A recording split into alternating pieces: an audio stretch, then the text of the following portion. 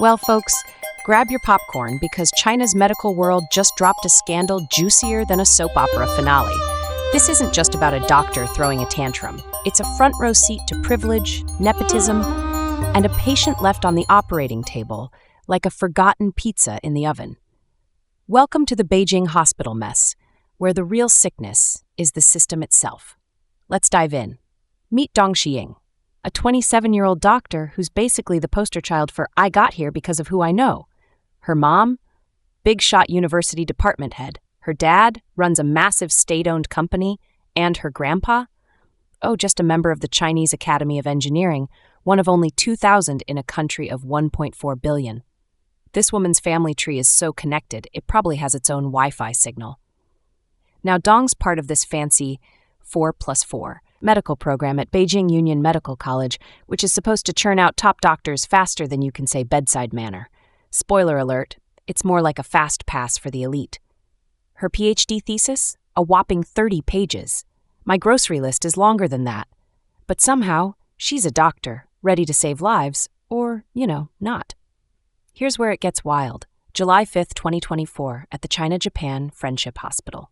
Dong's in the middle of a lung surgery. Serious stuff. Patient knocked out, chest open. She hands over the wrong tool, and a nurse, doing her job, corrects her. But instead of saying, "Oops, my bad," Dong takes it like the nurse just insulted her entire family line. The nurse gives her a look, the kind your mom gives when you forget to do the dishes. And Dong? She loses it, rips off her gloves, storms out of the operating room, and leaves the patient lying there. For 40 minutes. Like, what's the patient going to do, stitch themselves up? But wait, it gets better. Her mentor, Dr. Xiao Fei, who, by the way, is rumored to be more than just her teacher if you catch my drift, decides to follow her out. To comfort her. Yeah, because nothing says professional like abandoning a surgery to play therapist. Xiao claims he was just checking on the nurse situation and the patient was fine. Sure, buddy. Tell that to the guy with his rib cage open, waiting for you to stop having a feelings jam session. The hospital looked into it, and shocker, their report basically said, "Yep, this happened." Xiao got fired and kicked out of the Communist Party, which is like getting your VIP card revoked in China. But Dong? Still hanging around. Probably because her family's got more pull than a tow truck. The public's losing it, and honestly, who can blame them? This isn't just one bad doctor. It's a system where connections matter more than competence.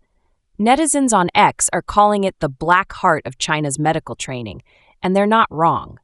Think about it. If you've got the right last name, you can apparently waltz through a half-baked medical program, write a thesis shorter than a TikTok script, and still get to play doctor. Meanwhile, regular folks are praying their surgeon didn't get their degree from the My Dad Knows People Academy. This scandal's got people asking, who's actually qualified to hold a scalpel? And why does it feel like the answer depends on who's in your family group chat? Now, the National Health Commission's investigating, but don't hold your breath. This is China, where scandals like this pop up like bubble tea shops, and reforms usually mean a stern memo and a new PR campaign. If they really want to fix this, they'd start by making sure medical training isn't a VIP lounge for the well-connected. Until then, good luck to anyone checking into a hospital in Beijing. Bring your own nurse, just in case.